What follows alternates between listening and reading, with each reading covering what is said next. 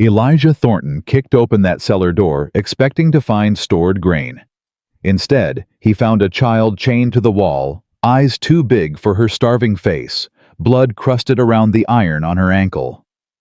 She didn't scream, didn't cry, just whispered 3 words that would haunt him forever. Please, not again. He'd buried his own son 15 years ago, swore he'd never love another child. But God has a way of breaking the promises we make to ourselves. If you want to hear how this story ends, subscribe to our channel and watch until the very last moment. Drop a comment telling us which city you're watching from. I'd love to know how far this story has traveled. The winter of 1887 came early to Bitter Creek, Colorado. Elijah Thornton rode through snow that reached his horse's knees, heading toward the old Callahan Ranch. 47 years old. Richest man in 3 counties. Owner of 2,000 head of cattle, a general store, and the only flour mill within 60 miles. None of it mattered. None of it had mattered for 15 years. His foreman had told him about the horse. A 4-year-old bay mare with good bloodlines. $200. The Callahan place had been under new management since Patrick and Sarah died in that wagon accident 18 months back. Elijah pulled his collar higher against the wind. 20 below, maybe colder. His breath froze on his beard before it could fall. Vernon Slade met him at the gate. "Mr. Thornton!" Vernon smiled wide, showing teeth too white for a man who lived this far from civilization. "Pleasure to finally meet you. Heard so much about your operation." Elijah didn't dismount. "Here for the mare." Of course. She's in the barn. Fine animal. You won't be disappointed." Something in Vernon's voice. Too eager, too smooth. Elijah had built his fortune reading men, and this one read wrong. He swung down from his horse. His bad leg ached from the cold, the old break that never healed right. Vernon was already walking toward the barn, talking about bloodlines and breeding potential. Elijah followed. The ranch looked neglected. Fences sagging, windows dark. For a man supposedly caring for his orphaned niece, Vernon Slade didn't seem to be caring for much. "Where's the child?" Elijah asked. Vernon stopped mid-stride, just for a second, then kept walking. "Josephine." "She's inside, resting. Poor thing's been sickly since her parents passed. Breaks my heart." They reached the barn. Vernon pulled open the doors. "There she is, the mare. Isn't she beautiful?" The horse was fine. Better than fine. But Elijah wasn't looking at the horse. He was listening. Beneath the wind, beneath the creak of barn boards, beneath Vernon's endless chatter, a sound. Faint. Coming from somewhere below. A child crying. "What's that?" Elijah said. "What's what?" "That sound." Vernon's smile flickered. "Wind, probably. These old barns." "That ain't wind." Elijah moved toward the back of the barn. The crying grew clearer, coming from beneath his feet. He found the cellar door half hidden under old hay. "Mr. Thornton." Vernon's voice had changed. Harder now. "That's just storage. Nothing down there but potatoes and—" Elijah pulled the door open. The smell hit him first. Human waste, infection, something rotting sweetly in the dark. He grabbed a lantern from the wall, lit it, and descended before Vernon could stop him. The cellar was small. Stone walls, dirt floor, and in the corner, chained to an iron ring set in the wall, a child. Maybe 8 years old, but so thin she looked younger. Wearing a dress that had once been blue, now brown with filth. Her ankle was raw and bleeding where the shackle had worn through skin to bone. A bucket of frozen water sat just out of reach. A pile of straw served as her bed. She looked up at him with eyes that had stopped hoping. "Please," she whispered. "Not again." Elijah couldn't breathe, couldn't think. The lantern shook in his hand. Behind him, Vernon's boots on the cellar stairs. "Now, Mr. Thornton, I can explain." "Explain!" Elijah's voice came out like gravel scraping stone. "Explain what?" Why you got a child chained like a dog in a cellar? She's difficult, violent. Bit my hand clean through when I tried to. Elijah turned. Vernon was standing on the bottom step, hands raised, that smile still plastered on his face. Like this was all a misunderstanding. Like they could talk through it over coffee. She bit you. Exactly. So you understand. How long? Vernon blinked. I'm sorry. How long has she been down here? A pause. Too long. A few days. Just until she learns to... Liar. The child's voice. Thin and cracked but certain. 18 months, since Mama and Papa died. Vernon's face went white. Josephine, sweetheart, you're confused. The fever? You put me here the day after the funeral. Said I had to sign the papers, or I'd never see sunlight again. Elijah looked at the chain. At the wall where she'd scratched marks to count the days. Hundreds of them. At the frozen bucket of water she couldn't reach. At the bones of her wrists visible through papery skin. Something broke inside him. Something that had been frozen for 15 years. He walked to the child. Don't, Vernon said. Don't you dare. Elijah pulled the pistol from his belt and shot the chain in half. The sound was deafening in the small space. The child screamed and covered her ears. Vernon stumbled backward up the stairs. I'm getting the marshal, Vernon shouted from above. You're a dead man, Thornton. That's my niece, my property. I'll see you hang. Elijah holstered his pistol. He knelt beside the girl, moving slow. I'm going to pick you up now, he said. I'm going to take you out of here. You understand? She stared at him. Those eyes. God, those eyes. Like Thomas's eyes on the last day. Too old, too knowing. Why? She whispered. Because no child deserves this. Uncle Vernon says I'm worthless, says I should have died with Mama and Papa. Elijah's jaw clenched so hard he thought his teeth might crack. Your uncle's wrong. He lifted her. She weighed nothing, just bones and breath and a will to live that should have been crushed a year ago. She went stiff in his arms, then slowly, carefully let her head rest against his shoulder. What's your name? She asked. Elijah. Elijah Thornton. I'm Josephine, but Mama called me Josie. Josie's a fine name. He carried her up the stairs out of the cellar into the barn where the mare still stood patient and unmoved. Vernon was gone, probably riding for town, already spinning his version of the story. Didn't matter. Nothing mattered except getting this child warm. Elijah wrapped her in his coat, then his saddlebags, then the blanket from behind his saddle. She was shaking so hard her teeth chattered. You're gonna be all right, he said.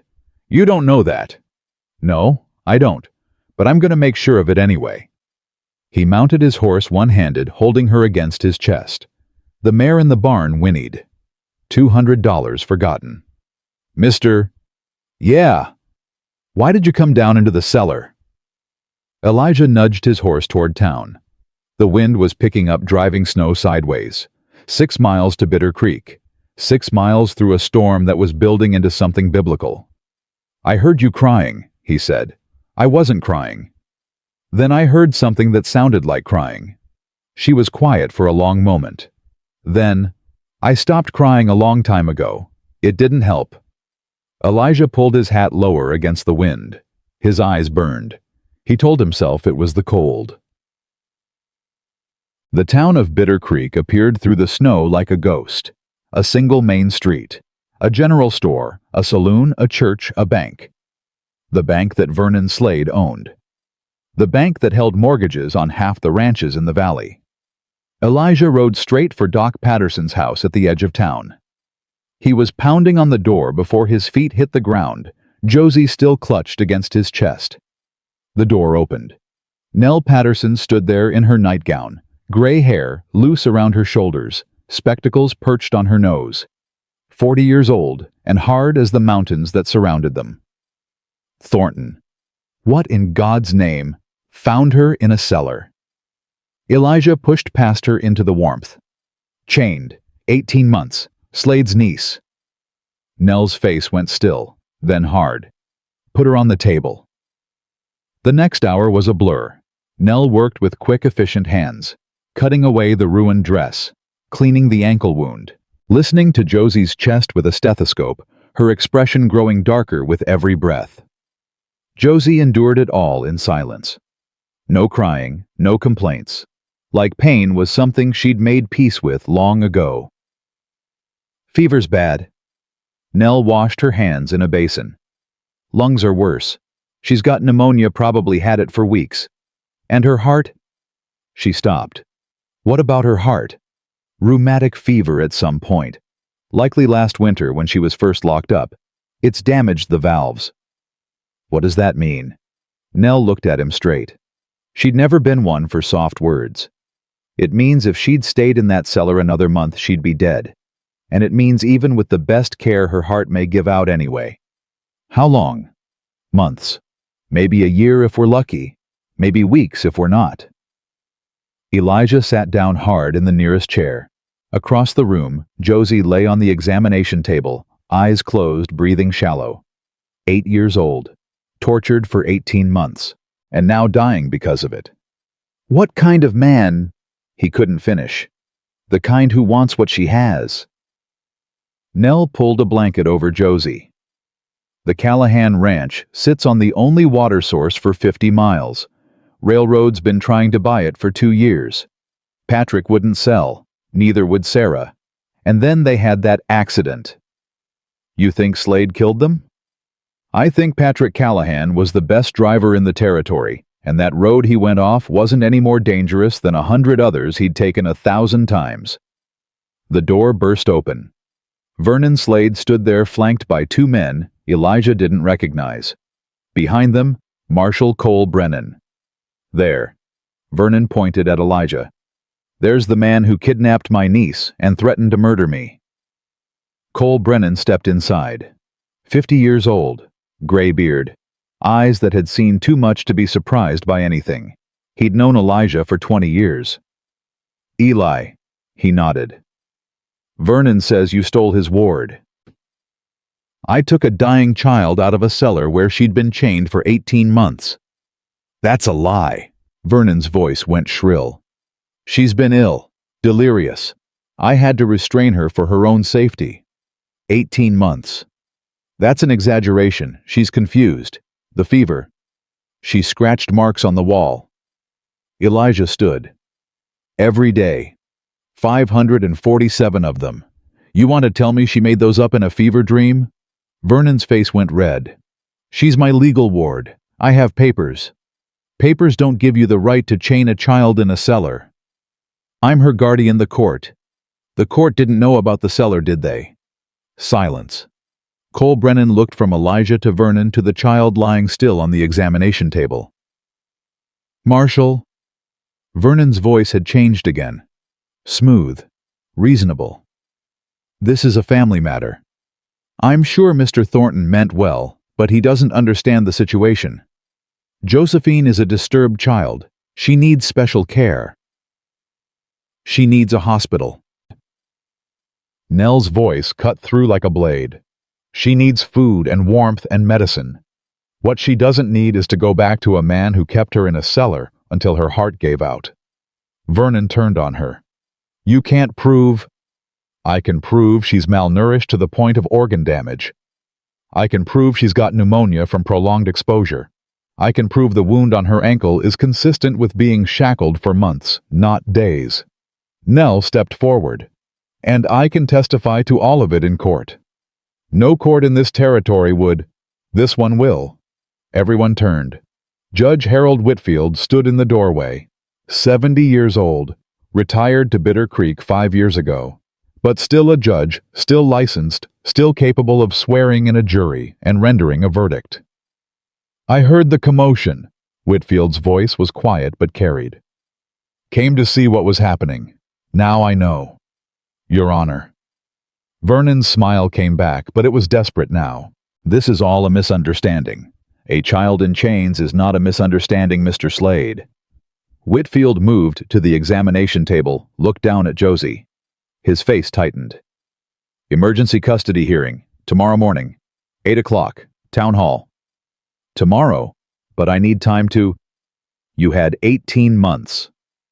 Whitfield's eyes were cold. Tomorrow. Vernon looked around the room.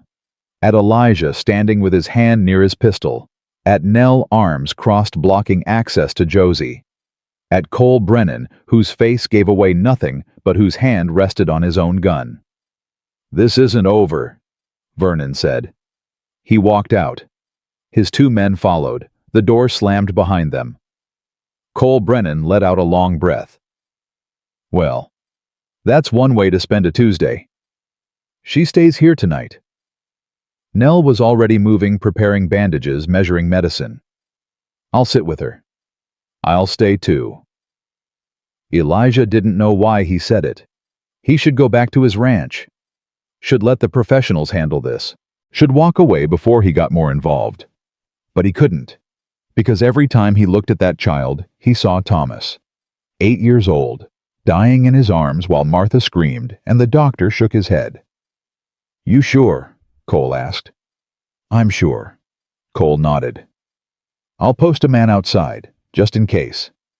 After he left, Elijah pulled a chair next to the examination table. Josie's eyes were open, watching him. "You're still here," she said. "I'm still here." "Why?" He didn't have an answer. So he told her the truth. "Because I couldn't save my own son, and I reckon maybe God's giving me a chance to save someone else." She thought about this. Her breathing was labored, rattling in her chest. What was his name? Thomas. How old was he when he died? 6. That's real young. It is. She was quiet for a while. Her hand crept out from under the blanket, found his. Her fingers were cold. "I'm sorry about Thomas," she whispered. And Elijah Thornton, who hadn't cried in 15 years, felt tears sliding down his weathered face. "I'm sorry about your mama and papa. Uncle Vernon said they went to hell because they wouldn't sell the ranch. Your uncle's a liar." "I know, but sometimes I believed him anyway." "You don't have to believe him anymore." "Promise?" He squeezed her hand. "I promise."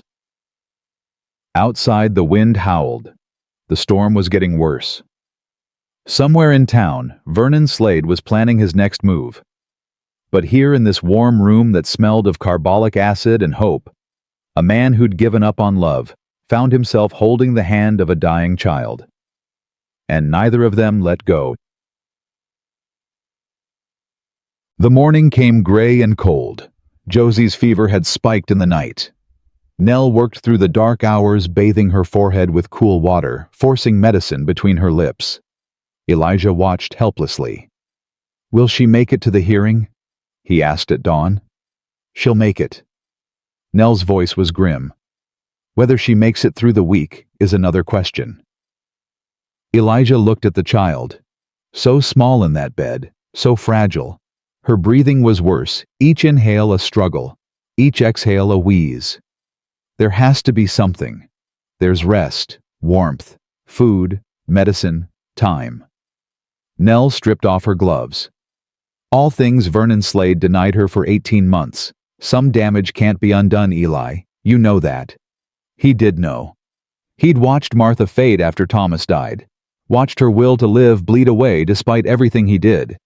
Some wounds went too deep. I'm not letting her go back to him. The law might have other ideas. Then the law and I will have a conversation. Nell smiled for the first time.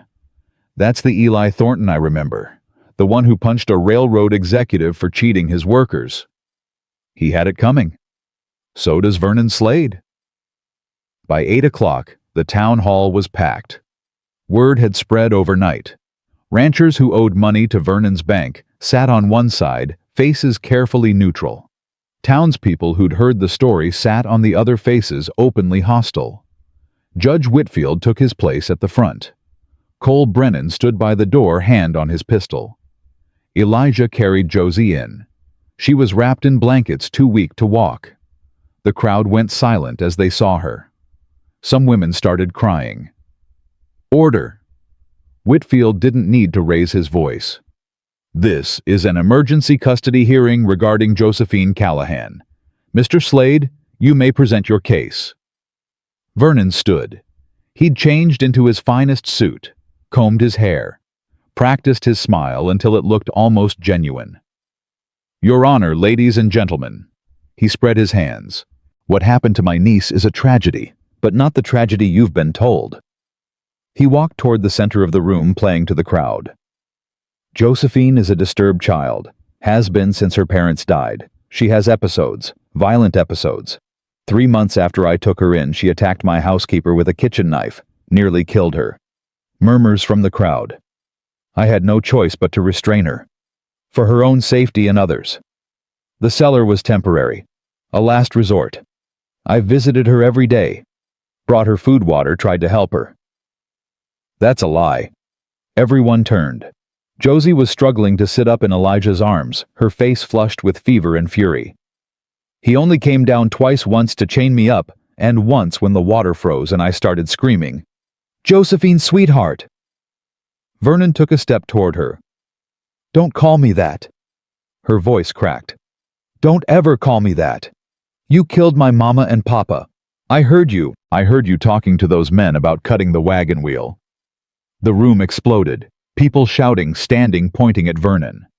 Cole Brennan fired his pistol into the ceiling. Silence! Whitfield banged his gavel. Silence or I'll clear this room. Order returned slowly. Vernon's face had gone white. The child is delirious, he said. The fever. Let her speak. Whitfield's voice was ice. Go on, girl. What did you hear? Josie's whole body was shaking, but her voice was steady. 2 days before Mama and Papa died. I was supposed to be asleep, but I snuck downstairs because I heard voices. Uncle Vernon was in the parlor with 2 men. I didn't see their faces, but I heard what they said. She took a rattling breath. Uncle Vernon said, make it look like an accident, the mountain road. Everyone knows it's dangerous. And one of the men said, what about the girl? And Uncle Vernon said, she'll sign the papers or she'll disappear too. Silence. Absolute silence. Vernon laughed. It sounded hollow.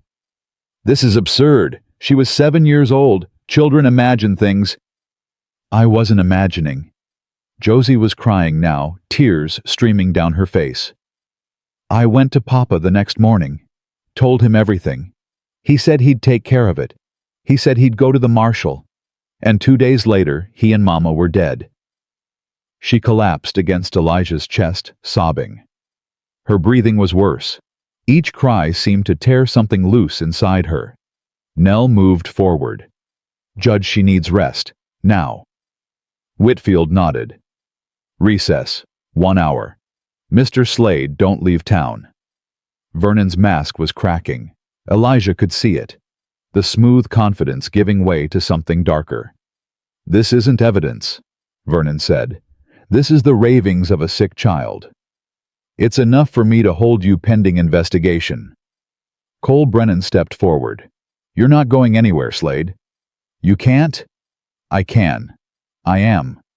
Cole's hand rested on his pistol. Now sit down and shut up, or I'll throw you in a cell right now. Vernon sat. Elijah carried Josie outside into the cold morning air. She was burning up, her skin dry and hot, her breathing labored. I told, she whispered. I finally told. You did good. Papa would be proud. Your papa is proud, wherever he is. She closed her eyes. I'm tired. I know. Rest now. You won't let him take me back. Never. Elijah held her closer. I swear it. Nell appeared beside them. Her face was grave. Eli, her heart's giving out. The stress of the hearing. How long a days? Maybe hours. The world narrowed to the weight of the child in his arms, to her shallow breathing, to the flutter of her heart against his chest. Then we make them count. He carried her toward Nell's house. Behind him, the town hall doors opened. People spilled out their voices, carrying on the winter wind. Vernon Slade's voice raised in protest. Cole Brennan's voice calm and firm. And underneath it all, the tick of time running out for a little girl who'd already lost everything except the will to live. Elijah walked faster. The storm wasn't over. It was just beginning. Nell's house smelled of carbolic acid and desperation. Josie lay on the bed, her chest rising and falling in shallow, uneven rhythms. Her lips had turned blue at the edges. Her heart's failing. Nell pressed the stethoscope against the child's chest. The stress was too much. Elijah stood by the window watching the street. What can you do? Keep her warm, keep her calm, pray. I ain't much for praying. Then learn. The door burst open. Ada Perkins, 70 years old and built like weathered oak, pushed through with a basket of food. Whole town's talking. She set the basket down hard. Vernon's got his lawyer from Denver on the telegraph. Claims the child's testimony is inadmissible. Says a fever-addled minor can't accuse a man of murder. She ain't fever-addled. Elijah's voice was low. She's dying because of what he did. I know that, you know that, but the law's got its own ideas about evidence. From the bed, a small voice. Mr. Thornton. Elijah was beside her in 3 steps. I'm here. Josie's eyes were glassy, unfocused. I heard what she said. About the law. Don't worry about that. But I am worried. Her hand found his cold and trembling. If I die before they believe me, Uncle Vernon wins. He gets the ranch. He gets everything. You ain't dying. You said you wouldn't lie to me. The words hit like a fist. Elijah looked at Nell, who turned away. At Ada, who pressed her lips together and said nothing. I ain't lying, he said finally. I'm hoping. That's different. Maybe, but it's all I got. Josie was quiet for a moment. Then, if I write it down, will that count? What I heard that night. Nell stepped forward. A sworn statement might hold weight, if she's lucid, if witnesses observe her making it freely. Then get me paper. Josie tried to sit up. Get me paper and I'll write it all. You need to rest. I'll rest when Uncle Vernon's in jail. Ada was already moving. I'll get paper, and witnesses, the whole damn town if I have to. She was out the door before anyone could argue. Elijah helped Josie sit up, propping pillows behind her. Her breathing was worse now, each inhale a struggle. You sure about this? I'm sure. Her eyes met his, and for a moment she looked ancient. Mama always said the truth was the only thing worth dying for. I didn't understand then. I do now. 20 minutes later, Ada returned with half the town. They crowded into Nell's small house. Ranchers, shopkeepers, the blacksmith and his wife, Pastor Williams from the Methodist Church. Even some of the men who owed money to Vernon's bank stood in the back, hats in hands, faces ashamed. She wanted witnesses, Ada announced. Here they are. Josie sat propped in bed paper on a board across her lap. Her hand shook as she gripped the pen, but her voice was steady. My name is Josephine Marie Callahan. I am 8 years old. This is my testimony. She wrote slowly, painfully. Each word cost her strength she didn't have, but she kept going. I heard my uncle planning to kill my parents. 2 days later, they were dead. He locked me in the cellar because I wouldn't sign papers giving him the ranch. I was down there for 18 months. The pen stopped. Josie looked up. What else should I say? Say what you remember. Elijah's voice was rough. Every detail. She bent back to the paper. The room was silent except for her scratching pen and her labored breathing. The men who came to our house had deep voices. One of them laughed when Uncle Vernon talked about the wagon wheel. He said it was clever. He said no one would suspect. A woman in the crowd started crying. Her husband put his arm around her. Papa made biscuits the morning he died. He kissed my forehead and said he'd be back by supper. Mama was wearing her blue dress, the one with the lace collar. She said they were going to see the marshal. Josie stopped. Her hand was shaking too badly to write. That's enough, Nell said. She needs rest. No. Josie's voice cracked. Not yet. She forced her hand steady. Uncle Vernon came to get me 2 days after the funeral. He said I was going to live with him. He said everything would be fine. He lied. He put me in the cellar the first week. Said I had to sign papers saying I wanted him to have the ranch. I said no. He said I'd stay down there until I changed my mind. I never changed my mind. The pen dropped from her fingers. She slumped back against the pillow's chest, heaving. I need signatures, she whispered. Witnesses, saying I wrote this myself. One by one they came forward. Ranchers who'd looked the other way when Josie disappeared. Shopkeepers who'd accepted Vernon's explanation about the difficult niece. Pastor Williams who'd prayed for the child's soul without ever asking where she was. They signed. Every one of them. When the last signature was done, Ada collected the papers carefully. I'll take these to Judge Whitfield myself, and I'll make copies, lots of copies. Vernon will try to stop you, Elijah said. Let him try. Ada's eyes were hard as mountain granite.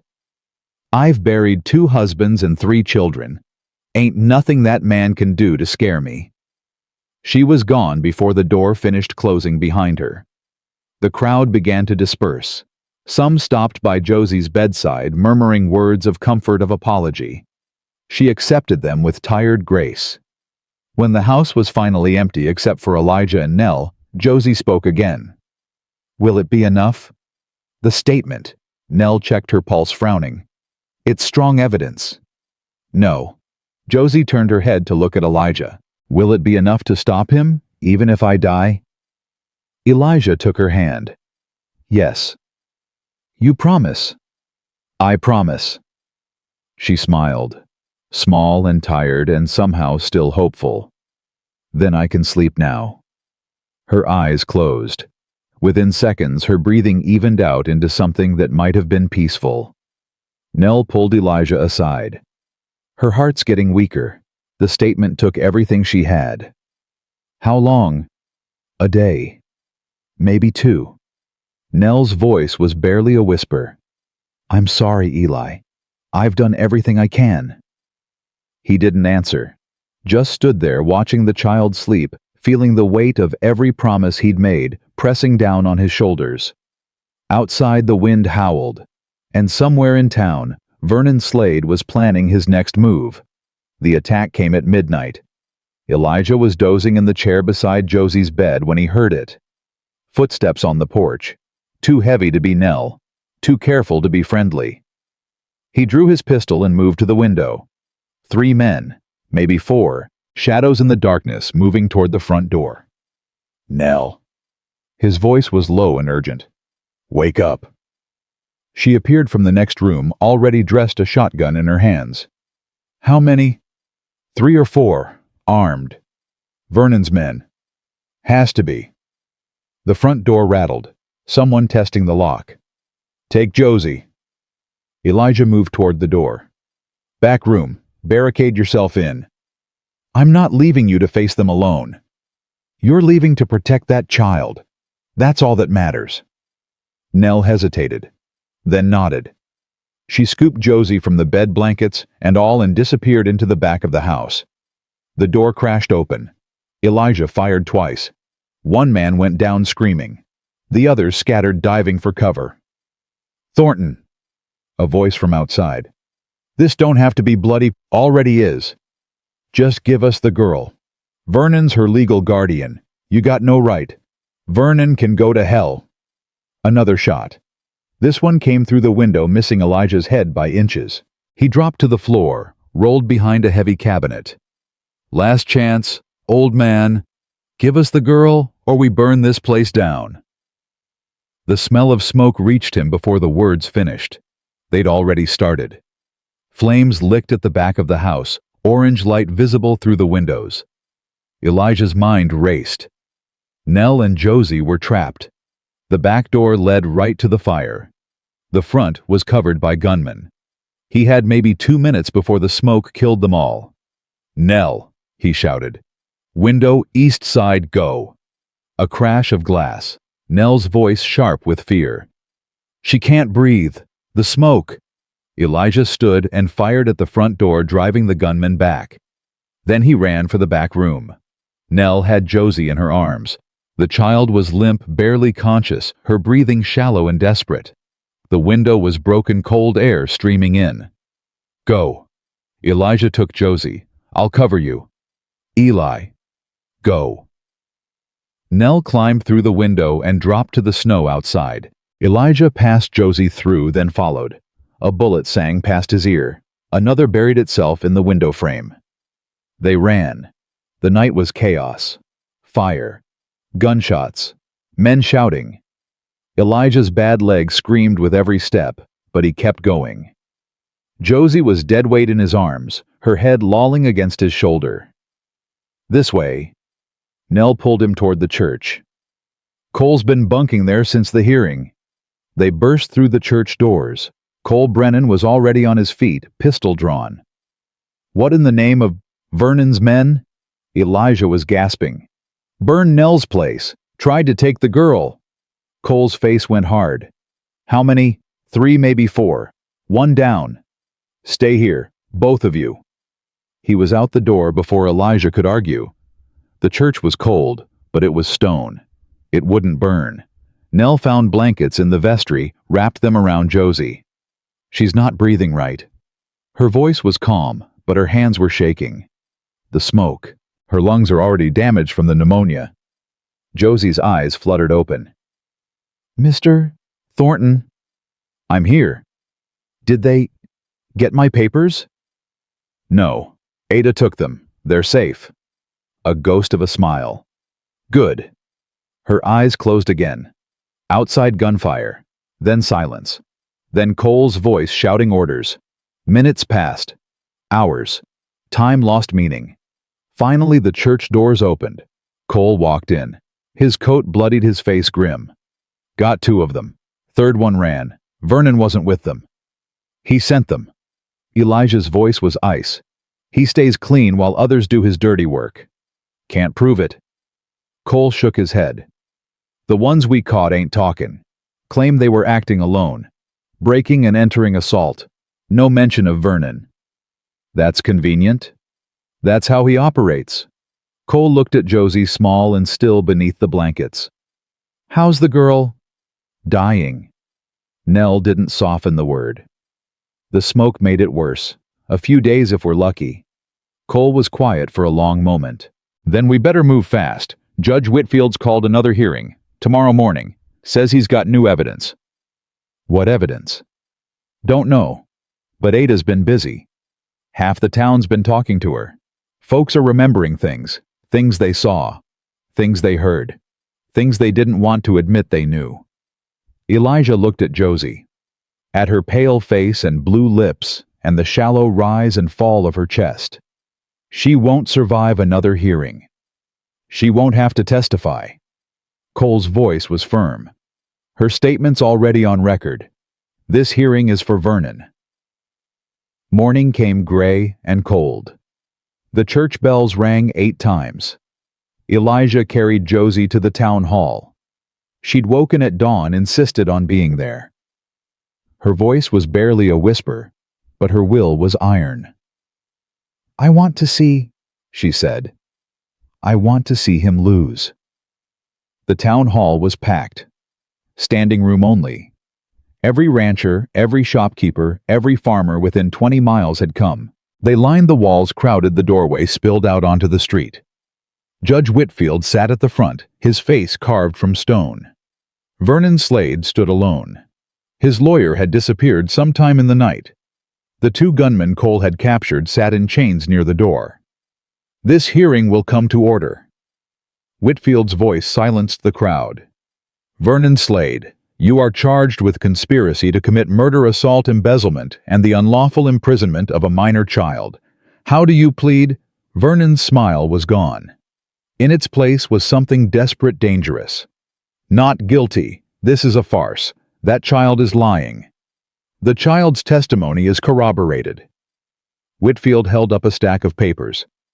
I have sworn statements from 14 witnesses. The blacksmith remembers you asking about wagon wheels 2 weeks before the Callahan accident. The telegraph operator remembers you sending wires to Denver to men known for solving problems. Mrs. Chen at the general store remembers selling you chains and padlocks the day after the funeral. Murmurs from the crowd. Vernon's face went white. These are lies. Fabrications. And then there's this. Whitfield held up another document. A letter from your creditors in Denver, demanding payment of $12,000, dated 1 month before Patrick and Sarah Callahan died. That's private correspondence. It's evidence of motive. Whitfield's voice was thunder. You owed money you couldn't pay. The Callahan ranch was worth $30,000. With Patrick and Sarah gone, and their daughter unable to claim her inheritance, you stood to gain everything. I am her legal guardian. You are a murderer. The word fell like a hammer. The crowd stirred, voices rising. Vernon looked around wildly, at the hostile faces, at the chained gunman, at Cole Brennan hand on his pistol, at Elijah standing in the back with Josie in his arms. You can't prove any of this. I don't have to prove it. Whitfield stood. I just have to hold you for trial. Marshal Brennan, take this man into custody. Cole stepped forward. Vernon's hand moved to his belt, to the small pistol hidden there. No. Josie's voice thin and cracked, but loud enough to carry. Vernon froze. The whole room froze. Josie was struggling in Elijah's arms, trying to sit up, her eyes fixed on her uncle. Don't. Her voice broke. Don't make it worse. Please, just stop. Vernon stared at her. At the child he'd locked in a cellar for 18 months. At the niece whose parents he'd murdered. At the little girl who should have hated him with every fiber of her being. Why? His voice was hoarse. Why do you care what happens to me? Because Mama taught me that hate poisons the one who holds it. Josie was crying now, tears streaming down her pale cheeks. And I don't want to be poisoned. I want to be free. Vernon's hand dropped away from the pistol. I'm sorry. The words came out broken, barely audible. Josephine, I'm sorry. I know. She wiped her eyes. But sorry doesn't bring them back. Cole Brennan moved forward and took Vernon's arm. The man didn't resist, didn't fight. He walked out of the town hall with his head bowed, surrounded by the contempt of every person he'd ever cheated, threatened, or betrayed. The crowd parted for him like water around a stone. And then he was gone. The celebration started before the doors closed. People were cheering, crying, embracing. Ada Perkins was in the center of it all, accepting congratulations like she'd single-handedly brought down the devil himself. But Elijah didn't celebrate. He was watching Josie. She'd gone limp in his arms. Her eyes were closed. Her breathing was barely visible. Nell. The doctor was there in an instant. Her fingers found Josie's pulse. Her face went pale. We need to move. Now. They pushed through the crowd, ignoring the questions, the congratulations, the hands reaching out to touch the girl who'd brought down Vernon Slade. Outside, the cold air hit like a fist. Josie's eyes opened just for a moment. Did we win? She whispered. We won. Good. A small smile. That's good. Her eyes closed, and this time they didn't open again. She wasn't dead. Not yet. But she was close. So close that Nell worked with frantic hands, forcing medicine between her lips, pressing her ear to Josie's chest every few seconds. Her heart's giving out. Nell's voice shook. The stress, the cold, everything. They were in the church again. The only warm place left since Vernon's men had burned Nell's house. Pastor Williams had given them his private quarters, lit a fire, brought hot water and clean blankets. There has to be something. Elijah stood helpless, watching. Something we haven't tried. There's nothing. Nell sat back exhausted. I've done everything. Her body's just... it's too damaged. Too weak. Ada appeared in the doorway. Judge Whitfield wants to see you. Both of you. We can't leave her. I'll stay. Ada moved to the bedside. Go, it's important. Elijah didn't want to leave. Every instinct screamed at him to stay, to hold vigil, to be there if Josie woke up. But the look on Ada's face told him this mattered. Judge Whitfield was waiting in the church sanctuary. He looked older than he had that morning, the weight of the day's events pressing down on his shoulders. Sit down, both of you. They sat in the front pew. The church was empty now, the crowds dispersed. The celebration moved to the saloon. Vernon Slade has confessed. Whitfield's voice was heavy. To everything. The murder, the imprisonment, the embezzlement. He'll hang within the month. Elijah felt nothing. No satisfaction. No relief.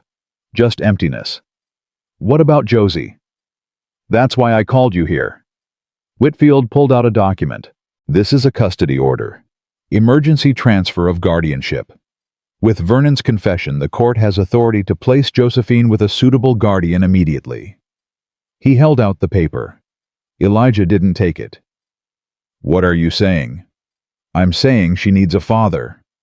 Whitfield's voice softened. She needs someone who'll love her, care for her, be there for her until... He couldn't finish. Until she dies. Yes. Elijah looked at the document, at the blank space where his name would go, at the weight of what he was being asked to carry. I buried my son 15 years ago. Swore I'd never go through that again. I know. This'll break me. Watching her go. Probably. Then why are you asking me to do it? Whitfield leaned forward. Because she asked for you. When she woke up this morning before the hearing, she asked me one thing. She asked if you would be her father. Just for a little while. Just until the end. Elijah's throat closed. He couldn't speak. Couldn't breathe. Nell put her hand on his arm. She chose you, Eli. Out of everyone in this town, she chose you. He thought of Thomas. Of Martha. Of the empty house he'd lived in for 15 years, filling it with money and silence, because he couldn't bear to fill it with love. He thought of Josie. Of her courage. Her strength. Her impossible, unbreakable spirit. He thought of the promise he'd made that first night in the cellar, because no child deserves this. Give me the pen. He signed his name in the blank space. Elijah Thornton, guardian of Josephine Marie Callahan. It's done. Whitfield took back the document. She's yours now, for however long she has left. Elijah stood. His legs felt weak. His heart felt full. Can I tell her? I think she already knows. He walked back to the pastor's quarters. Ada met him at the door, her face wet with tears. She's awake, asking for you. He went in. Josie was propped up on pillows, her face pale as winter snow, her eyes bright with fever. But she was smiling. You signed the papers. How did you know? I just knew. She held out her hand. Does this mean you're my papa now? He took her hand, sat on the edge of the bed, let the tears fall. Yeah, little one, I'm your papa now. Her smile widened. Just for a moment, she looked like any other 8-year-old girl. Happy, safe, loved. I'm glad. Her voice was getting weaker. I'm real glad. Me too. Papa. Yeah. Will you read to me like you did before? He looked around. Nell pressed a book into his hands. Treasure Island, the same copy he'd brought to Josie in the marshal's office a lifetime ago. Chapter 1. His voice shook. I remember him as if it were yesterday. He read until her eyes closed, until her breathing steadied into something like sleep, until the fire burned low and the stars came out and the whole world narrowed to this room, this moment, this dying child who'd somehow become his daughter. Outside, the wind had stopped. For the first time in days, the night was silent. But Elijah knew it wouldn't last. Nothing did. The storm would come again. Death would come again. But not tonight. Tonight, there was peace. And tomorrow would take care of itself. 3 days passed like water through a cracked bucket. Josie slept more than she woke. When she was awake, she talked. About her mama's apple pie. About her papa's laugh. About the dog she'd had when she was 5, a spotted mutt named Biscuit, who died of old age the summer before everything went wrong. Elijah listened to every word, memorized every story, held her hand through the coughing fits that left blood on her lips and tears in his eyes. "You don't have to stay," she told him on the 3rd morning. "I know you got a ranch to run." "Ranch can wait." "But your cattle?" "Got men for that." She was quiet for a moment. Then, "You're scared to leave me alone." "Yeah, because you think I'll die while you're gone." He couldn't lie to her, not anymore. "Yeah, I won't." She squeezed his hand. "I promise. I'll wait for you." "You can't promise something like that." "I just did." Nell came in with broth. She'd barely slept since the fire, working herself to exhaustion trying to keep Josie alive. Her eyes were red-rimmed, her hands shaking with fatigue. "She needs to eat." Elijah helped Josie sit up. She took 3 spoonfuls before pushing the bowl away. "Can't." Her voice was thin. "Hurts to swallow." "You need strength." "For what?" She looked at him with those 2 old eyes. "We both know what's coming, Papa. Pretending won't change it." The word hit him like a bullet. Papa. She'd called him that 3 times now. Each time felt like a gift and a wound all at once. "Just try. For me." She took 2 more spoonfuls, then her eyes fluttered closed. "Tired," she murmured. "So tired." "Then sleep." "Will you be here when I wake up?" "Always." She smiled, small and sweet and heartbreaking. "Promise." "Promise." She was asleep within seconds. Nell pulled Elijah aside. "Her kidneys are failing." The doctor's voice was barely audible. "The damage from the cellar. It's catching up. She's got days, Eli. Maybe less." "There has to be something." "There isn't." Nell's eyes were wet. "I've done everything. Everything humanly possible. But her body's shutting down. 1 organ at a time. She's 8 years old." "I know." "She survived 18 months in a cellar." "I know." "She brought down the man who killed her parents." "I know." Nell's voice cracked.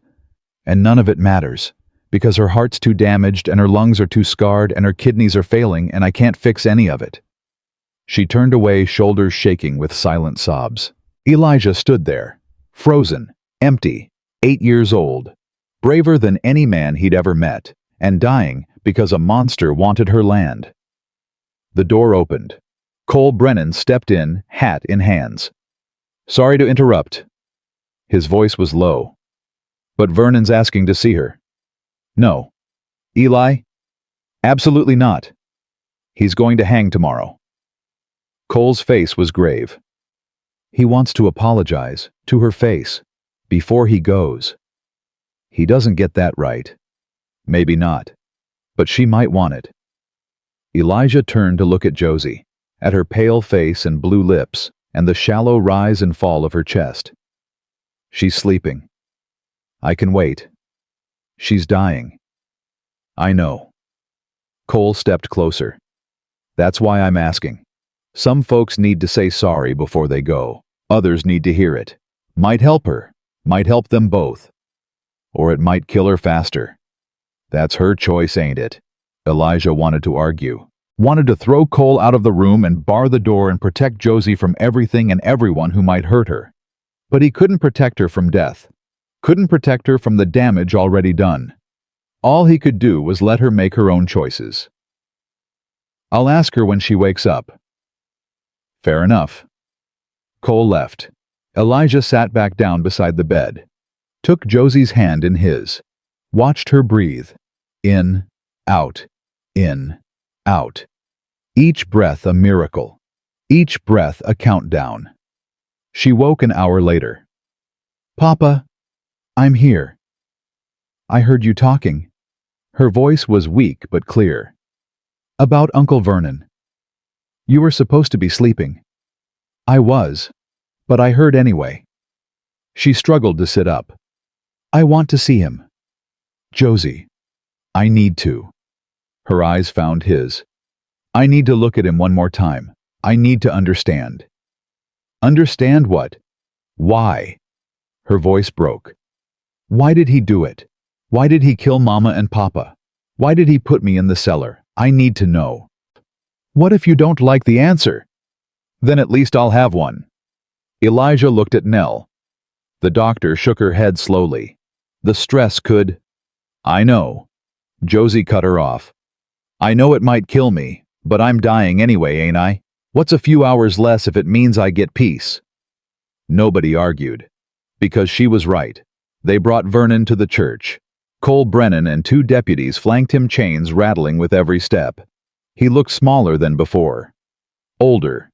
The arrogance stripped away, leaving only a broken man waiting to die. Josie sat propped up in bed. Elijah stood beside her, hand on his pistol, ready to kill Vernon if he so much as twitched wrong. "That's close enough." Cole stopped Vernon 6 feet from the bed. Silence. Josie stared at her uncle. Vernon stared at the floor. "Look at me." Vernon's head came up slowly. His eyes were red, wet. "Josephine." "Don't." Her voice was ice. "Don't call me that. Don't apologize. Don't make excuses. Just answer one question." "Anything." "Why?" Vernon's mouth opened. Closed. Opened again. "I owed money. $12,000 to men in Denver. Bad men. They said if I didn't pay, they'd kill me. Kill my wife. Kill my children." "You don't have children." "I did. Once." His voice cracked. "Twin boys. They died of cholera when they were 3. My wife, she couldn't bear it. Took her own life a year later." Josie's face didn't change, but something flickered in her eyes. "That doesn't explain why you killed my parents." "Your father wouldn't sell the ranch. I begged him. Told him I'd pay him back double once the railroad came through. He said no. Said the land was your inheritance. Said he'd rather die than see it go to strangers." Vernon laughed, bitter, broken. "So I made his wish come true." "And me?" Josie's voice shook. "Why did you put me in the cellar?"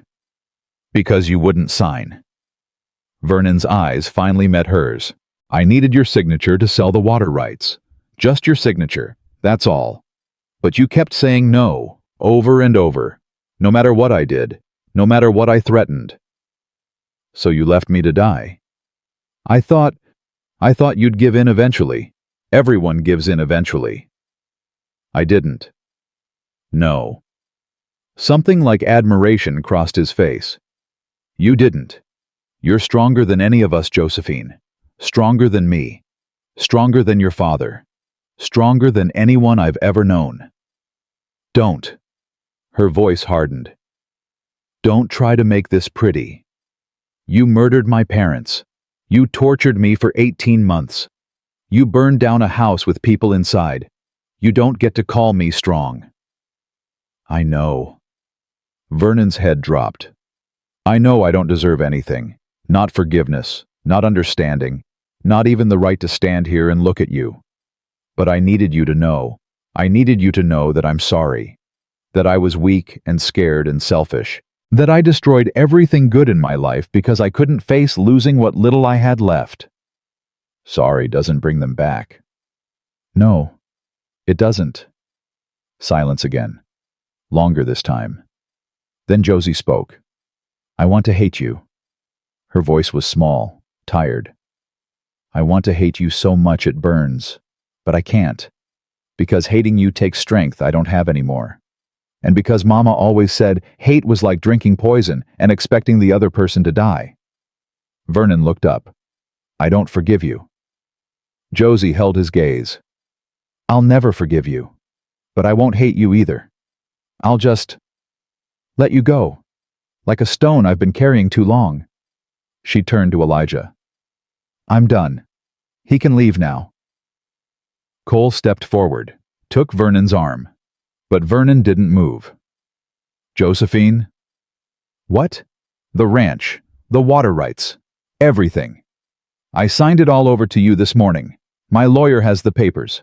The railroad money, the land, all of it. It's yours.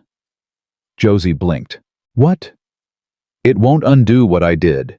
Won't bring your parents back. Won't give you back the time you lost. But it's something. The only thing I have left to give. He let Cole lead him away. The door closed behind them. Josie sat very still. Did he mean it? She whispered. Elijah looked at Nell. The doctor nodded slowly. Cole mentioned something this morning. Vernon's been working with the lawyer since the hearing, signing over everything. The ranch, the water rights, the railroad easement. All of it goes to you. How much? $30,000, maybe more once the railroad comes through. Josie was quiet for a long time. Then she started laughing. It wasn't joyful laughter. It was the laughter of someone who'd been pushed past the point of tears. The laughter of someone who'd seen too much, lost too much, been through too much to react any other way. $30,000. She wiped her eyes. I'm the richest dead girl in Colorado. Don't say that. Why not? It's true. She looked at Elijah. I'm dying, Papa. We both know it. What am I going to do with $30,000? Live. For how long? A week? A month? She shook her head. That money won't save me. Nothing will. Then what do you want to do with it? The question hung in the air. Josie thought. Her face changed. Something shifted behind her eyes. The cellar, she said slowly. I survived because I made myself survive, because I told myself every day that I mattered, that my life meant something. But there were days. There were days when I didn't believe it, days when I wanted to give up. But you didn't. No, because I thought about other kids, kids who might be suffering like me, kids who might not have anyone to save them.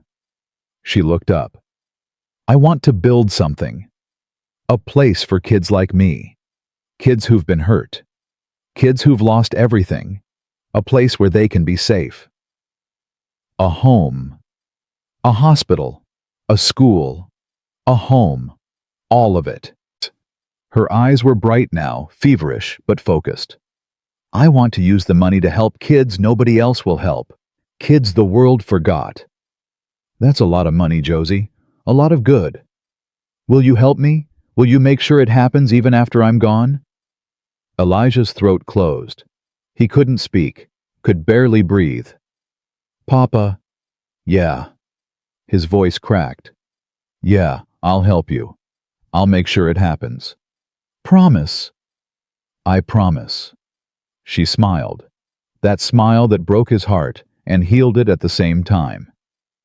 Then let's start now. Get me paper. Get me a lawyer. I want everything written down before... She didn't finish. Didn't need to. Elijah was already moving. The lawyer came within the hour. Catherine Rhodes, the same woman who'd helped with the custody papers. She sat beside Josie's bed with pen and paper writing down every word. The Callahan Home for Children. Josie's voice was fading, but her mind was clear. That's what I want to call it, after my mama and papa. And the money. All of it, every penny. Use it to build the home, then use the railroad money to keep it running. Forever. Catherine wrote quickly. What about your guardian, Mr. Thornton? Josie looked at Elijah. He doesn't need my money. He's got plenty of his own. She smiled. But I want him to run the home, to make sure the kids are treated right, to make sure nobody ever locks them in cellars or chains them to walls. Josie? Will you do it, Papa? Will you take care of them for me? Elijah's eyes burned.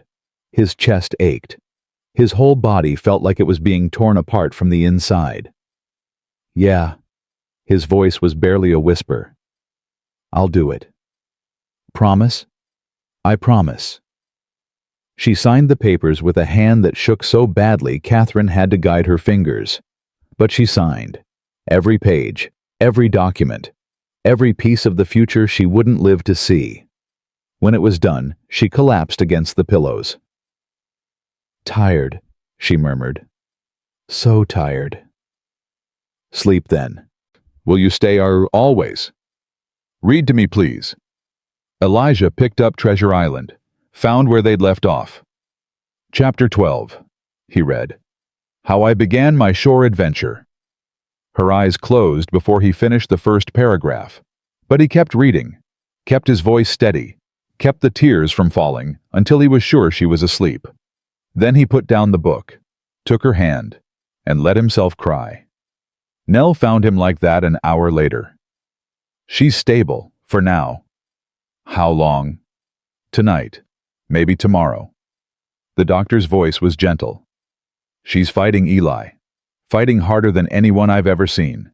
But her body's giving out. She gave away everything she had." "I know. $30,000. To help kids she'll never meet." "That's who she is." Nell sat down beside him. "That's who she's always been. Even when she was locked in that cellar, she was thinking about others. About kids who might suffer like her. She's 8 years old. And she's already lived a life most people couldn't imagine." Nell took his hand. "She chose well, Eli, choosing you as her father. I didn't do anything, just found her in a cellar. You loved her, that's everything." Outside, the sun was setting. Orange light spilled through the windows, painting everything gold.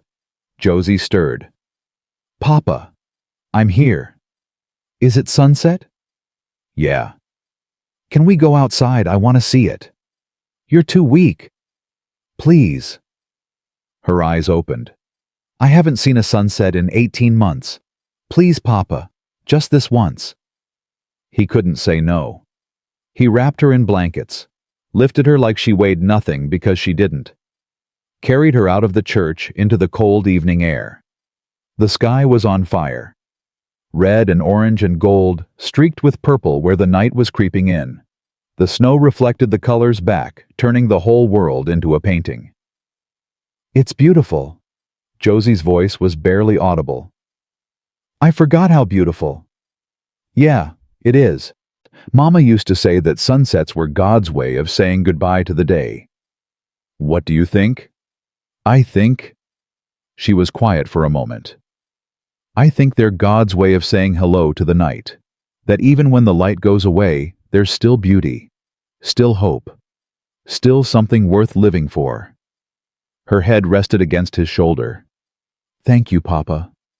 "For what?" "For everything. For finding me. For saving me. For being my father when I needed one. You don't have to thank me." "I want to." She looked up at him. Her eyes were clear, peaceful. "I love you. I know we only had a little while, but I love you." Elijah's voice broke. "I love you too, Josie. More than I thought I could love anyone ever again." She smiled. That smile. "Good." Her eyes drifted back to the sunset. "That's good."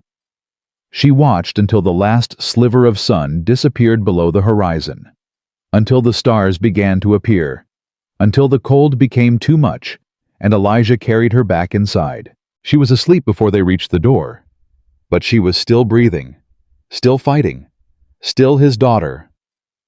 For now, that was enough. The hanging was at dawn. Elijah didn't go, couldn't leave Josie, but he heard the bell toll 7 times when it was done. 7 chimes for Vernon Slade, the man who'd murdered his own sister and her husband for $30,000 and a piece of land. Josie heard it too. "Is he gone?" "Yeah." "Good." She closed her eyes. "Now maybe Mama and Papa can rest." She'd made it through the night. Nell called it a miracle. Elijah called it stubbornness. Josie called it unfinished business. "I got things to do still," she'd told him when she woke at midnight, her breathing ragged but her eyes clear. "Can't die yet." "What things?" "You'll see." Now she was sitting up in bed, pale as the snow outside, but determined. Ada had brought her a new dress, blue with white lace at the collar. The same colors her mother had worn the day she died. "Help me put it on." "You need to rest." "I'll rest when I'm done." She pushed the blankets aside. "Please, Papa. I want to look pretty today." He helped her dress. Her body was nothing but bones. Now her arms thin as kindling. Her legs barely able to support her weight. But she stood, held onto his arm, and stood. "Mirror." Nell brought a small hand mirror. Josie looked at herself for a long moment. "I look like Mama." "You do." "She'd be proud of me, wouldn't she?" "She'd be bursting with it." Josie smiled, then winced. Her hand went to her chest. "Hurts." "Sit down." "No." She gripped his arm tighter. "Not yet. I need to see them first." "See who?" The door opened. Ada stepped in, followed by a line of people. Pastor Williams, Cole Brennan, Catherine Rhodes, the blacksmith and his wife, Mary Chen from the general store, ranchers who'd nearly lost everything to Vernon's schemes, shopkeepers who'd been too scared to speak up until it was almost too late. They filed into the room one by one, hats in hands, eyes wet. "What's happening?" Elijah looked at Ada. "She asked us to come." Ada's voice was thick. "Last night. Sent messages to everyone." Josie straightened, drew a breath that rattled in her chest. "Thank you all for coming." Her voice was small but steady. The voice of a child who'd learned to speak in cellars and courtrooms. The voice of someone who'd faced monsters and won. "I wanted to say goodbye." A woman in the back started crying. "I wanted to say thank you. For believing me when it would have been easier not to. For standing up when it would have been safer to stay down. For being the town my mama and papa loved, even when some of you forgot how." She swayed. Elijah caught her. "I'm leaving you something. All of you. The ranch, the water rights, the railroad money. Everything my mama and papa worked for. But it comes with a condition." She looked around the room. Met every eye. "You have to take care of each other. You have to watch out for the weak ones, the scared ones, the ones who can't fight for themselves. You have to be better than you were when I was in that cellar." Silence. Heavy and absolute. "Can you do that?" Pastor Williams stepped forward. His voice shook. "We can, child. We will." "Promise." "I promise. Before God and everyone here, I promise." One by one they echoed him. The blacksmith, the shopkeepers, the ranchers, even Cole Brennan, his martial star catching the light. "We promise." Josie smiled. That smile that cost her everything and gave everything back. "Then I can go happy." Her knees buckled. Elijah caught her before she hit the floor. "Josie, I'm okay." Her voice was a whisper now. "Just tired. So tired." He carried her back to the bed. The crowd parted for him, hands reaching out to touch the girl as she passed, like she was something holy, something precious. She was. Nell was there immediately. Stethoscope, pulse check, grim face. "Everyone out, now." The crowd filed out slowly, reluctantly, each one pausing at the door for one last look. When they were gone, Nell turned to Elijah. "Her heart's giving out. Minutes, maybe. An hour if we're lucky." "No." "Eli." "No." He grabbed Josie's hand. "You hear me? You're not dying yet. Not yet." Josie's eyes fluttered open. "Papa?" "I'm here. Don't be scared." "I'm not scared." His voice cracked. "I'm angry. You're supposed to have more time. You're supposed to grow up. You're supposed to live." "I did live." Her hand found his face. "I lived more in 2 weeks with you than I did in 18 months in that cellar. That's enough. That's more than enough. It's not enough for me. Then remember me. Her thumb traced his cheek. Remember me, and I'll never really be gone. That's what Mama said when Papa's father died. That's what I believe. Josie, tell me about Thomas. The name hit him like a physical blow. What? Your son. Tell me about him. Her eyes were peaceful. I want to know, before I go. I want to know about my brother. Elijah couldn't breathe, couldn't think. The walls were closing in. The past was rising up. Everything he'd buried for 15 years was clawing its way to the surface. I can't. Please. Her grip tightened. Please, Papa. I want to know him. I want to meet him when I get there. When I get there. The words broke something inside him, broke it open, let the light in. He was beautiful. Elijah's voice came from somewhere far away. 6 years old, brown hair like his mother, blue eyes like mine. He loved horses, loved dogs, loved his mama more than anything in the world. What else? He was brave, braver than me. When he got sick, he didn't cry. Not once. Just held my hand and told me it would be okay. Told me he'd wait for me in heaven. Tears were streaming down his face. He didn't care. He sounds wonderful. He was everything. He was... Elijah's voice broke. And when he died, I wanted to die too. I wanted to follow him into the dark and never come back. But you didn't. No. Why not? Because he asked me not to. Elijah closed his eyes. The last thing he said to me, "Don't be sad, Papa. I'll see you again. And when I do, I want to hear all about the adventures you had without me." Josie was quiet for a moment. Then you have to have adventures. What? For Thomas, and for me. Her grip was weaker now, fading. You have to live, Papa. You have to have adventures and help people and be happy. So when you see us again, you'll have stories to tell. I don't know how to be happy. Yes, you do. She smiled. You just forgot. But you'll remember. I know you will. Her eyes started to close. Josie, stay with me. I'm trying. Her voice was barely audible. I'm trying, Papa, but Thomas is calling me. He says it's beautiful where he is. He says there's horses and dogs and sunshine. He says he's been waiting for me.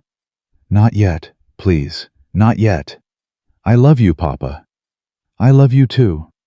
God, I love you so much. Tell them. Tell everyone. About the cellar. About what happened. Don't let them forget. I won't. I promise. And build the home. The Callahan home. Build it and fill it with children who need love. Fill it with the family you should have had. I will. Promise. I promise. She smiled one last time. Good. That's good. Her hand went limp in his. Josie. Nothing. Josie. Nell was there, checking pulse, listening to her chest, working with desperate hands even though she knew. Eli.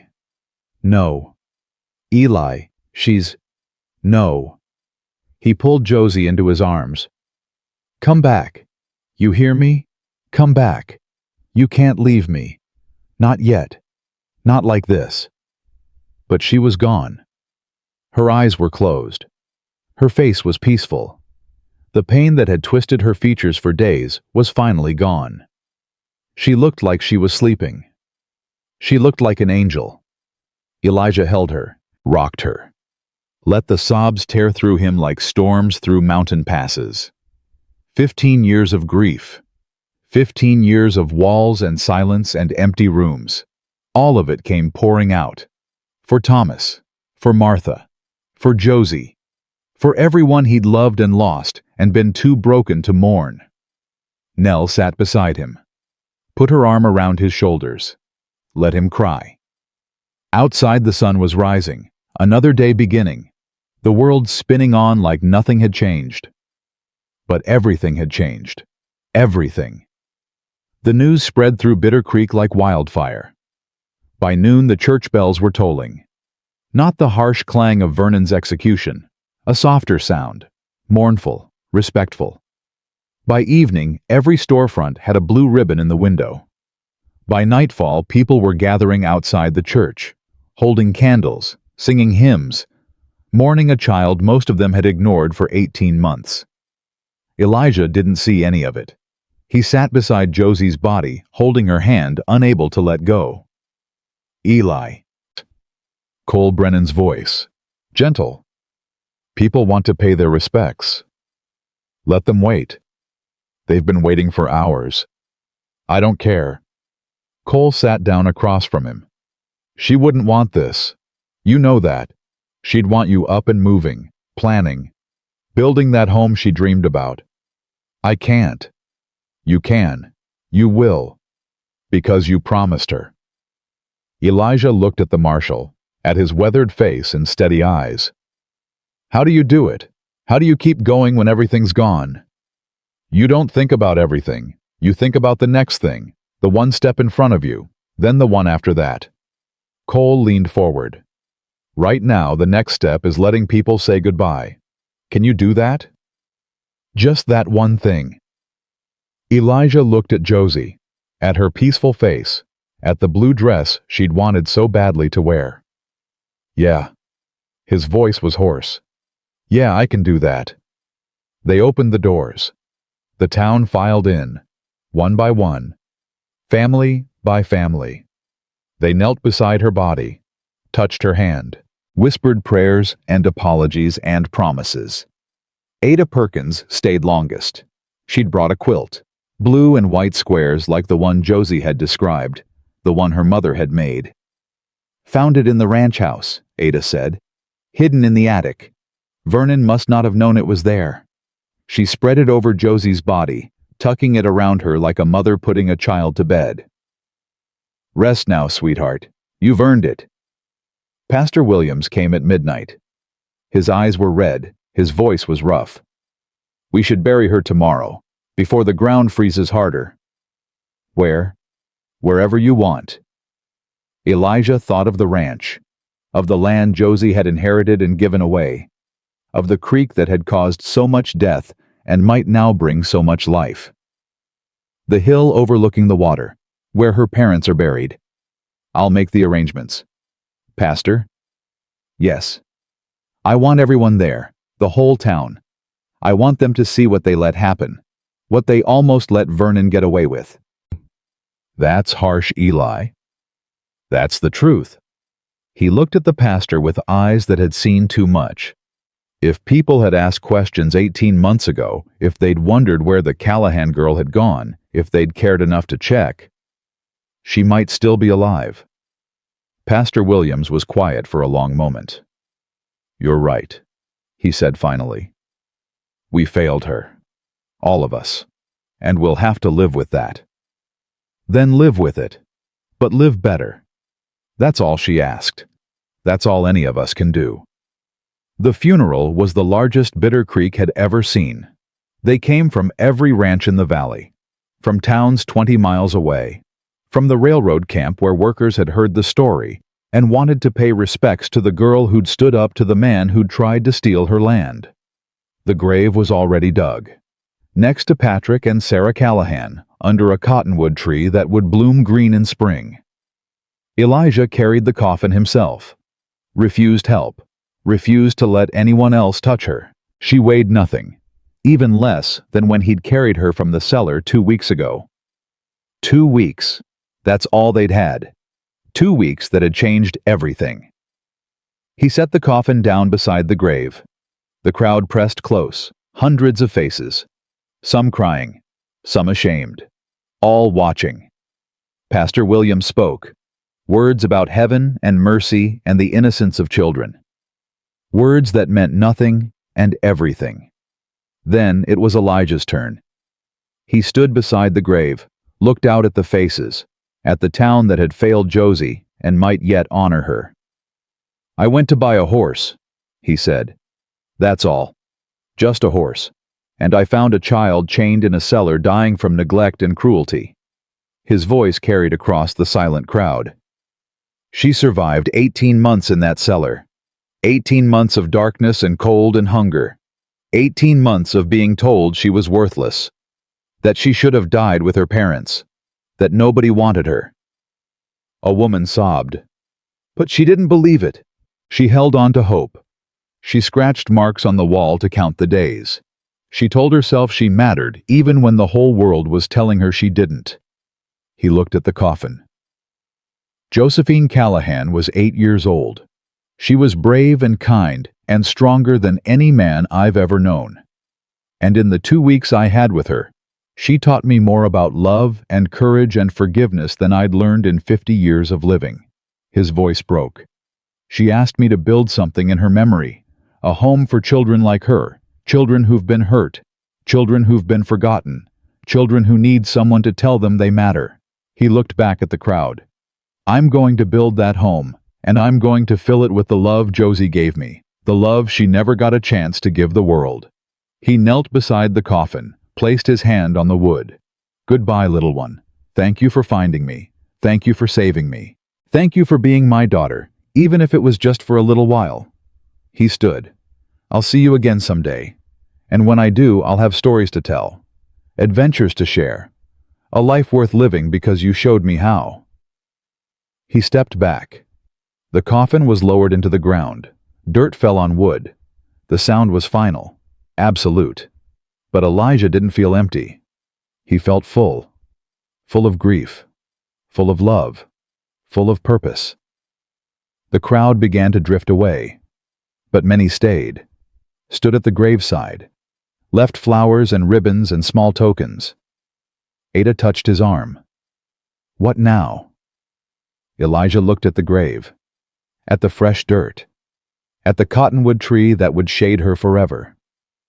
Now, I keep my promise. The home. The Callahan home for children. He said the words slowly, tasting them. I'm going to build it. On her land. Overlooking the creek. Where every child can see the water she saved.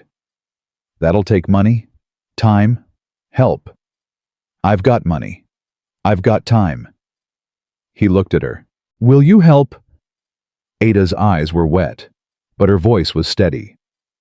Until my last breath. Then let's get started. He walked away from the grave. Toward the ranch house. Toward the future Josie had dreamed of.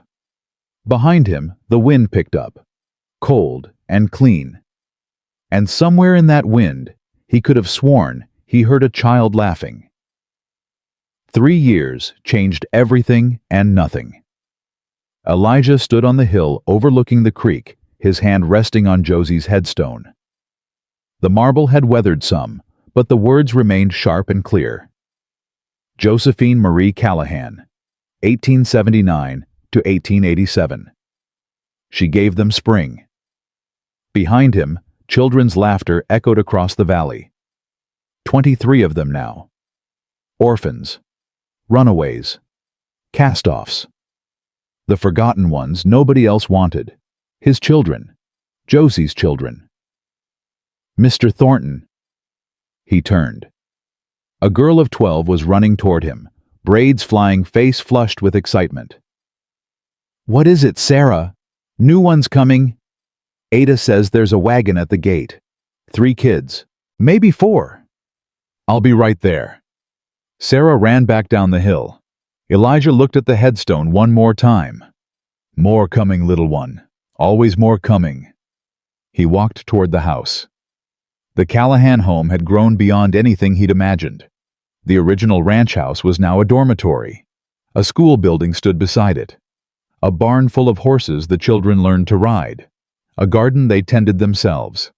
Nell had moved in permanently. She ran the infirmary, trained older children in basic medicine, delivered babies for ranch families who couldn't make it to town.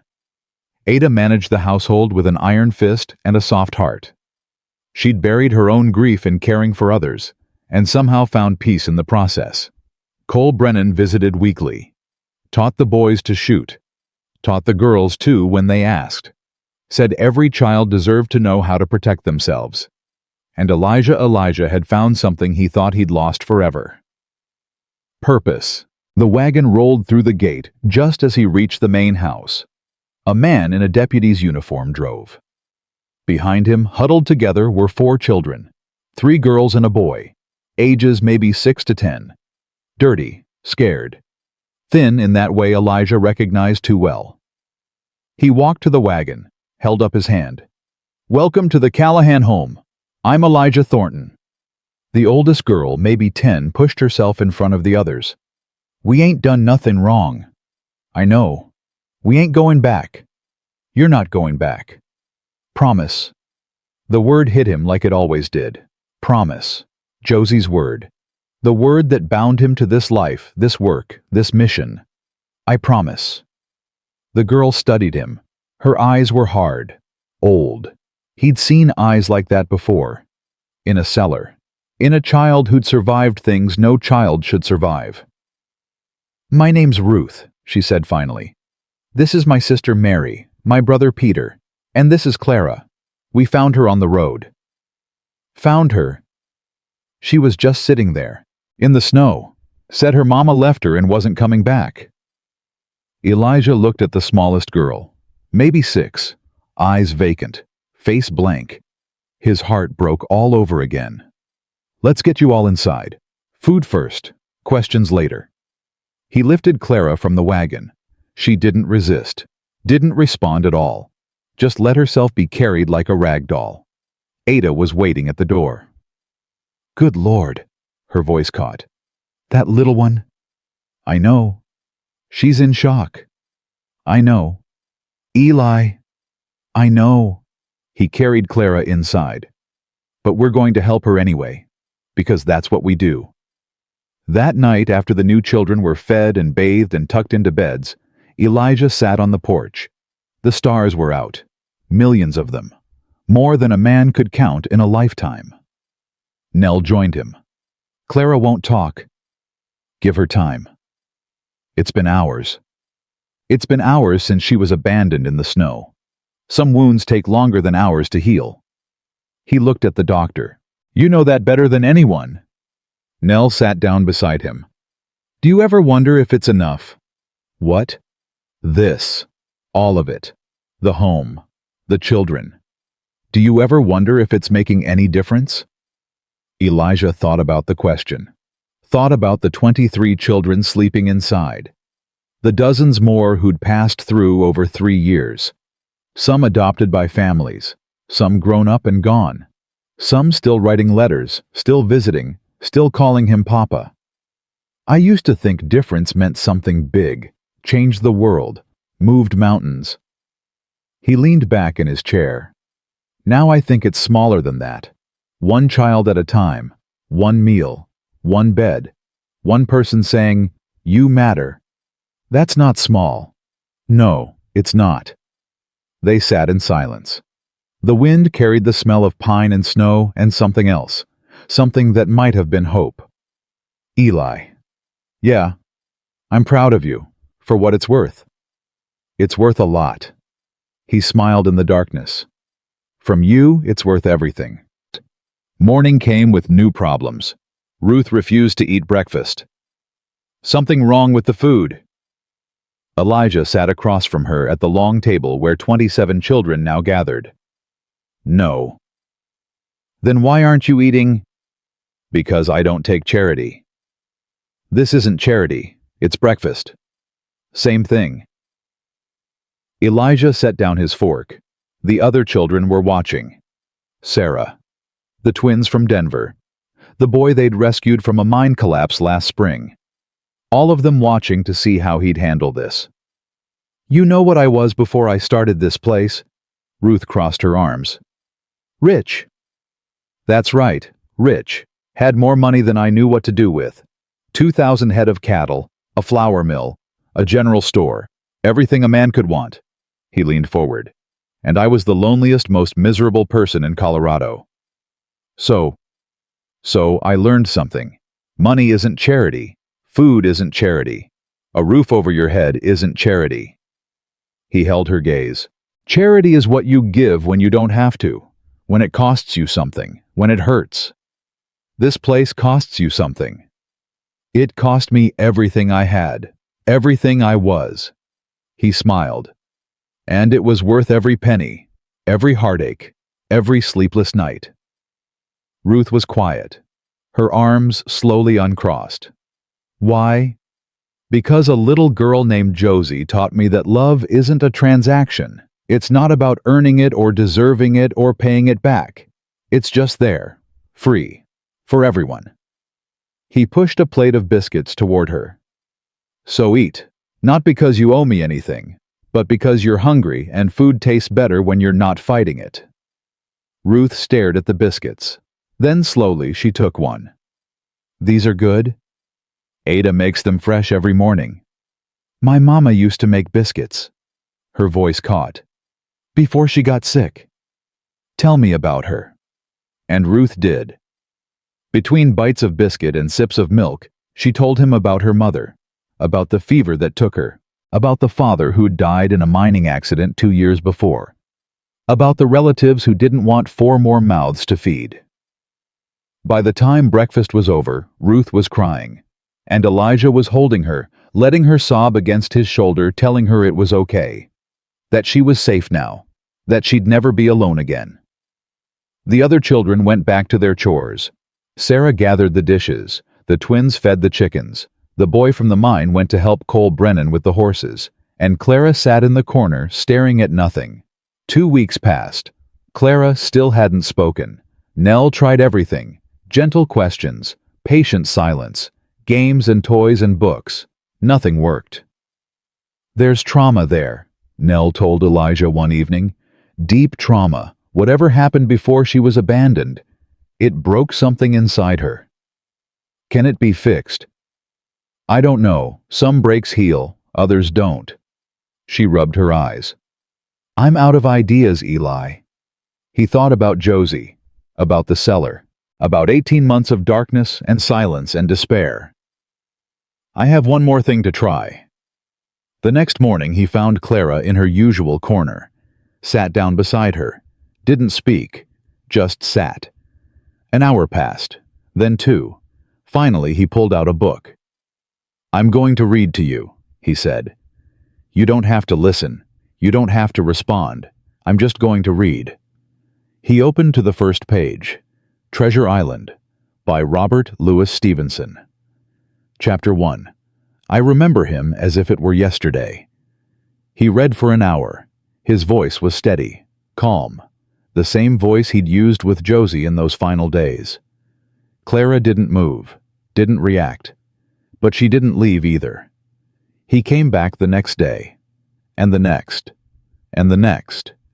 Every morning an hour of reading, never pushing, never asking, just offering. On the 7th day, something changed. He was reading chapter 12 when he felt it. A small hand on his arm. He looked down.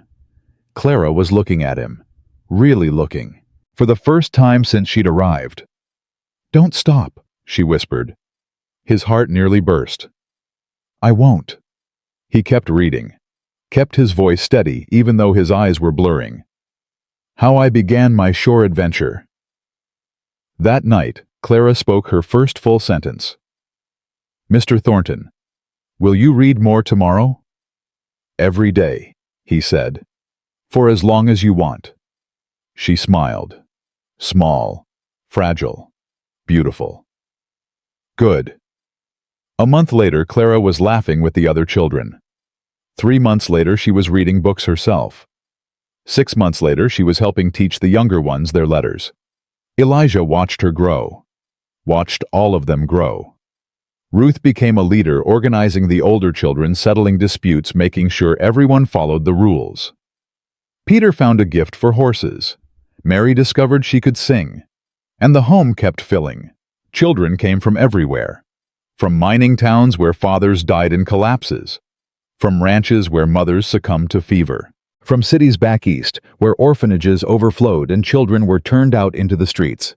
They came broken, scared, angry. lost. They left whole, not fixed. Elijah had learned that lesson years ago. Some wounds never fully healed, but they could be lived with, grown around, transformed into strength instead of weakness. That was the miracle of the Callahan home. Not that it erased the past, but that it created a future. 5 years after Josie's death, the railroad finally came through. The tracks ran along the creek just as the surveyors had planned.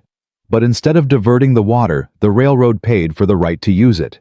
The money went into a trust Josie had established. Enough to run the home forever. Enough to build a second home in Denver. Enough to change hundreds of lives. Elijah stood on the platform as the first train pulled into Bitter Creek Station. The whole town had turned out. Flags flying, bands playing, politicians giving speeches about progress and prosperity. But Elijah wasn't listening. He was thinking about a cellar, a chain. A child who should have died but didn't. A child who'd changed everything. "Mr. Thornton." He turned. A woman stood beside him, maybe 30, well-dressed, nervous. "Can I help you?" "My name is Elizabeth Warren. I'm a journalist from New York. I'm writing a story about the Callahan home." "There's been stories before. Not like mine." She pulled out a notebook. "I want to tell the whole truth, about Josie, about Vernon Slade, about what happened in that cellar and what you've built since." "Why?" "Because people need to know." Her voice was fierce. "Because there are children suffering right now all over this country and nobody's doing anything about it. But you are. And I want the world to see." Elijah looked at her. At the fire in her eyes, the determination in her jaw. "All right," he said. "I'll tell you everything." He told her about the horse he went to buy, about the smell that wasn't quite right, about the sound of crying from beneath the barn floor. He told her about the chain, the scratches on the wall, the child who weighed nothing but had the strength of mountains. He told her about Vernon Slade, the confession, the hanging. He told her about the funeral, the promise, the years of building and hoping and watching children heal. And he told her about Josie, about her courage, her kindness, her impossible, unshakable faith that love could triumph over hate. "She was 8 years old," he finished. "She lived with me for 2 weeks, and she changed my life forever." Elizabeth's eyes were wet. Her pen had stopped moving. "Mr. Thornton." "Elijah. Elijah." She took a breath. "I've interviewed senators, generals, the richest men in America. None of them moved me like this. It wasn't me. It was her. It was both of you." She closed her notebook. "This story is going to change things. I promise you that." She was right. The article appeared in the New York Times 3 months later. Front page. Full spread. Pictures of the home, the children, the grave under the cottonwood tree. Letters poured in from across the country. Donations. Offers of help. Questions about how to start similar homes in other states. Within a year, there were Callahan homes in 5 cities. Within 5 years, 50. Within 10, a movement. Elijah didn't lead it. Didn't want to. He stayed in Bitter Creek running the original home, raising the children who needed him most. But he watched it grow. Watched Josie's dream become something bigger than either of them could have imagined. On the 10th anniversary of her death, he stood at her grave again. The cottonwood tree had grown tall. Its branches spread wide, casting shade over 3 headstones now. Patrick, Sarah, Josie, a family reunited in death. Elijah was 62. His hair had gone gray. His bad leg ached worse than ever, but his heart was full. "I kept my promise," he said to the headstone. "Every part of it." The wind stirred the leaves. 217 children. That's how many have come through this home. Some stayed. Some moved on. All of them left better than they came. He knelt, brushed a fallen leaf from the marble. "Ruth's getting married next spring. Did I tell you that she's marrying a schoolteacher from Denver? Good man. Steady. She says she wants to start a Callahan home of her own. His voice caught. Clara's in medical school.